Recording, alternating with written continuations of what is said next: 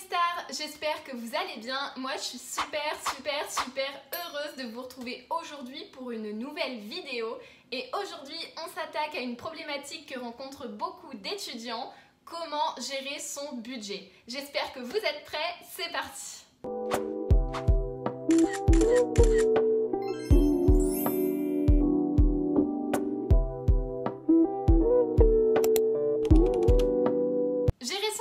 C'est un sujet qui touche beaucoup de monde et en particularité les étudiants qui viennent tout juste d'habiter seuls. Comment on fait pour gérer son budget quand c'est plus nos parents qui s'en occupent? Alors aujourd'hui je vous explique tout. Moi il faut savoir que je gère mon budget depuis déjà un petit moment, enfin j'ai appris à le faire quand j'étais un peu plus petite, même quand c'était mes parents qui géraient un peu ma vie. Donc quand j'ai commencé à habiter toute seule, c'était quelque chose de beaucoup plus naturel pour moi et je me suis dit que mes petites expériences et mes petits conseils pouvaient vous aider. On commence tout de suite avec le premier conseil qui va être d'établir tes priorités et tes indispensables. Déjà, il faut que tu saches dans quoi tu veux mettre ton argent en priorité. Il y a des choses dont on ne peut pas se passer non plus, c'est ce que j'ai appelé les indispensables. Moi par exemple, mes indispensables ça va être le transport, je suis obligée de me déplacer pour aller à l'école. L'école, les factures de HEC, forcément il faut que je paye mes cours et mon loyer, il faut bien que je vive quelque part. Ces trois-là, je ne peux pas m'en passer, j'en ai besoin au quotidien. Le reste, ça va être un peu mes priorités. Forcément, il faut que je me nourrisse. Ça va être clairement dans mes priorités. M'acheter des vêtements, c'est pas du tout dans mes priorités. Tout ce qui va être sorti, je le mets un petit peu plus de côté. Ma facture d'électricité, c'est dans mes priorités. Il faut bien que je chauffe mon appartement. Une fois que vous aurez vos priorités et vos indispensables, vous pourrez déjà mieux savoir dans quoi mettre son argent et aussi dans quoi ne pas le mettre. Mon deuxième conseil, ça va être de gérer son budget avec un tableau Excel. Je ne sais pas du tout s'il y en a qui ont l'habitude de l'utiliser, c'est quelque chose qu'on utilise pas mal dans plusieurs métiers et qu'on est censé avoir un petit peu appris à l'école. Donc je pense qu'il y en a qui sont à peu près familiers avec ça, mais le tableau Excel c'est vraiment le meilleur moyen d'avoir un suivi de ses dépenses. Vous pouvez le faire sur papier aussi si vous voulez faire des petits tableaux dans des petits carnets, que vous êtes plus du genre papier, vous pouvez parfaitement. Mais franchement, si vous êtes plus informatique ou que vous vous baladez souvent avec votre ordinateur dans votre sac pour aller en cours ou au travail, c'est le meilleur moyen de gérer ses dépenses. Je vous montre un petit exemple à l'écran, donc c'est très simple. Là, c'est juste un exemple de ce que j'ai fait. Je mets le type de dépenses que j'ai sur le côté, donc loyer, école, nourriture, électricité, sortie. Et sur le côté colonne, je vais mettre tous les mois, donc janvier, février, etc. jusqu'à décembre. À savoir que moi, je commence en septembre et je fais jusqu'en août parce que je fais sur l'année scolaire, c'est beaucoup plus simple pour m'organiser. Et comme ça, dès que vous avez une dépense, vous la rentrez. Vous avez simplement à créer une petite formule dans chaque case. Vous rentrez égal et vous mettez toutes vos dépenses petit à petit avec des plus entre. Je pense notamment par rapport aux courses parce qu'il est très rare de faire ses courses une seule fois par mois. Donc comme ça, à chaque dépense, vous rajoutez un plus et vous mettez et ça va s'additionner automatiquement dans les cases et vous aurez tout le temps un suivi de vos dépenses. Franchement, je conseille, c'est le meilleur truc. Tout à l'heure, je vous ai dit que l'indispensable, on ne pouvait pas vraiment le réduire. Ça veut dire que ce qu'on peut réduire, c'est les autres choses. Donc en troisième conseil, je vais parler de comment réduire sa facture de course. Quand on va s'acheter à manger, comment est-ce qu'on peut réduire ça? Mon meilleur conseil, ça va être de s'organiser à l'avance. C'est-à-dire que quand vous faites vos courses, vous prévoyez ce que vous allez manger. Vous n'achetez pas tout ça comme ça sans faire une liste. Moi, je sais ce que je vais manger à peu près dans la semaine, donc j'achète pour la semaine. Ce qui fait que j'achète pas trop de choses parce qu'au tout début, quand je me suis installée chez moi pour la première fois en habitant seule, j'achetais un petit peu de tout. Ce qui fait qu'il y a des choses qui se perdaient. J'ai déjà jeté des choses parce que c'était plus bon et j'avais pas calculé dans la semaine. Donc, essayez de calculer dans la semaine. Ça va vraiment réduire votre budget. Quatrième conseil pour réduire la facture d'électricité. Alors moi ici, j'ai un compte Hydro-Québec. Hydro-Québec, ça gère l'eau chaude. Je sais qu'en France, on paye l'eau, mais ici, l'eau froide est gratuite et l'eau chaude est payante. Donc, eau chaude, électricité et chauffage. Pour baisser vos factures d'électricité, il faut simplement faire attention et avoir un minimum de conscience écologique. Quand vous vous brossez les dents, vous ne laissez pas couler l'eau. Quand vous prenez votre douche et que vous vous savonnez, vous ne laissez pas couler l'eau. Même chose quand vous faites la vaisselle. Pareil quand vous faites la cuisine, quand vous faites chauffer quelque chose, par exemple si vous faites chauffer sur plusieurs plaques de cuisson, ça sert à rien de faire chauffer votre poêle 10 minutes à l'avance, faites-le 1 minute à l'avance et mettez vos ingrédients à cuire dedans juste après. vous allez gagner beaucoup d'énergie. Et je ne parle pas de la lumière avec la phrase « c'est pas Versailles ici ». Quand vous n'êtes pas dans une pièce, vous n'allumez pas la lumière. Moi, c'est plutôt simple, étant donné que j'habite dans un 1,5, donc j'ai une pièce et la salle de bain. Donc quand je suis pas dans la salle de bain, elle est éteinte. Sinon ici, c'est très souvent allumé quand il y a très peu de soleil. 5e conseil pour réduire le budget sortie. Alors déjà, si vous êtes étudiant, la plupart des gens qui regardent mes vidéos sont étudiants, ayez votre carte étudiante sur vous à chaque fois que vous faites des sorties. Il y a tellement de réductions avec, en tout cas je sais qu'il y en a pas mal au Canada ici, enfin à Montréal, là où je suis, et qu'il y en a aussi en France. Donc trimballez-vous toujours avec votre carte étudiante parce que vous avez beaucoup de réductions avec ça. Sinon, je vous avoue que moi, les sorties, c'est pas du tout une grosse partie de mon budget parce que j'étudie beaucoup, donc j'ai très peu le temps de sortir. Je suis pas du genre soirée, donc je consomme rien en soirée, je vais pas en soirée. Donc forcément, le budget sortie, il est très petit. J'ai littéralement mon abonnement Disney+ qui me coûte un petit peu.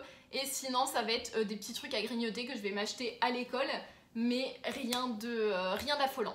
Après, j'ai un peu envie de vous dire, quand on est étudiant, ça va dépendre du type d'études que vous faites, mais en général, on ne dépense pas des 1000 et des cents dans les sorties quand on est très occupé. Donc, c'est vraiment le truc auquel je n'hésite pas à renoncer. J'ai un petit budget sorti et ça me convient très bien.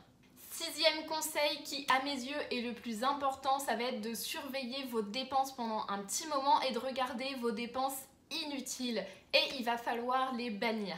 Je vais vous donner un exemple hyper concret de dépenses inutiles qui était vraiment conséquente dans mon budget. Quand j'allais à l'école, je prévoyais souvent mon lunch, mais pour le goûter, j'allais souvent m'acheter quelque chose à la cafette. Que ce soit un truc à boire, un truc à manger ou les deux, c'était ça quasiment tous les jours, toutes les semaines, enfin du moins tous les jours où j'allais à l'école, je m'achetais quelque chose. Ce qui fait que j'en avais pour 40-50 $ par mois. Ce qui représente une très grosse somme, ce qui représentait la moitié de mon budget sorti, ce qui est plutôt énorme. Et vraiment, ça servait à rien. Je sais pas pourquoi j'ai acheté autant de choses à manger, donc vraiment, surveillez vos dépenses inutiles. Il y en a, on fait vraiment des dépenses inutiles, c'est à bannir. Mon 7e conseil, il est en complément du 6e, donc j'ai réduit mes dépenses inutiles, je les ai même bannies. Mais si j'ai faim à l'école, je fais comment du coup? Eh ben je fais moi-même. Je fais mes gâteaux moi-même, j'emmène mes ice coffee moi-même. Je fais beaucoup de choses moi-même et je me suis rendu compte que c'était quelque chose que je faisais et que tout le monde ne faisait pas. Mais vraiment, n'hésitez pas à faire ça. Il n'y a rien de mieux que faire les choses par soi-même. Déjà, on est beaucoup plus satisfait du résultat. Ensuite, on gagne des compétences. À faire moi-même, j'ai gagné tellement de compétences, guys. Quand je vais acheter des vêtements et que je dois les faire reprendre parce que le pantalon est trop long ou que les manches sont trop larges de mes pulls, je le fais moi-même parce que je sais coudre. Quand j'ai besoin d'aller couper mes cheveux, je le fais moi-même, je vais jamais chez le coiffeur. Quand j'ai besoin de m'acheter un truc à manger, je le fais moi-même. Quand j'ai besoin de me faire les ongles, je le fais moi-même. En fait, je fais tout moi-même et du coup, ça me fait gagner mais énormément d'argent.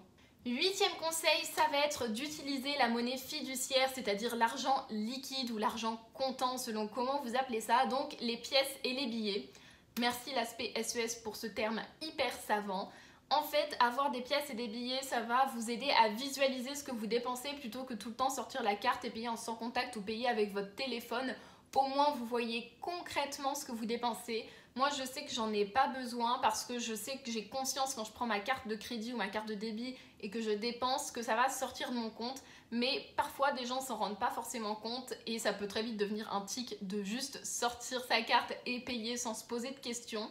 Donc, n'hésitez pas à retirer de l'argent et à payer en liquide. C'est beaucoup plus facile de s'imaginer ce qu'on dépense quand on donne vraiment quelque chose.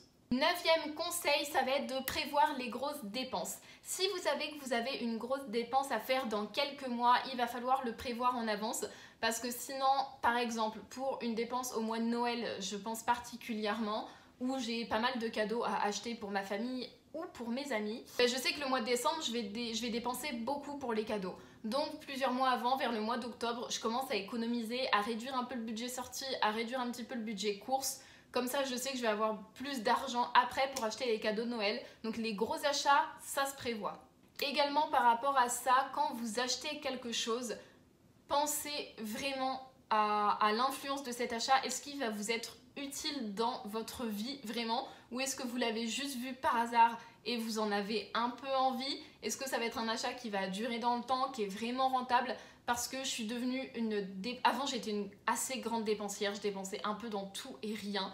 Et c'était pas forcément de la qualité, c'était pas forcément des trucs que je voulais, qui allaient me durer dans le temps. Parfois c'était juste des tendances et je le voulais là maintenant et ça ne tenait pas du tout dans le temps. Je portais plus le vêtement ou j'utilisais plus l'objet que j'avais acheté. Et ça, ça pèse dans le budget et c'est aussi inutile au niveau surconsommation, au niveau écologique, c'est bien pourri. Donc je vous encourage à penser un petit peu à l'avance à un achat. Moi ce que je conseille, j'ai une note dans mes notes Insta où j'ai une liste où je note des achats que j'aimerais faire et si quelques semaines après, quelques mois après je vois que j'en ai toujours besoin, c'est que c'est le moment de l'acheter. Effectivement, ça m'est utile dans la vie. 10e et dernier conseil qui va rallonger un petit peu votre budget, ça va être de trouver un job. Je sais que c'est pas toujours évident quand on est étudiant de trouver du temps pour avoir un job et c'est pas toujours évident d'en trouver un non plus selon où vous vous trouvez sur la planète littéralement, mais ça peut être vraiment très utile pour rallonger un petit peu le budget. Je pense notamment au babysitting, à travailler dans un resto, travailler dans un musée, au cinéma. Il y a plein de petites choses que vous pouvez faire et qui peuvent vous rapporter un petit peu d'argent. Et bien voilà, la vidéo touche à sa fin.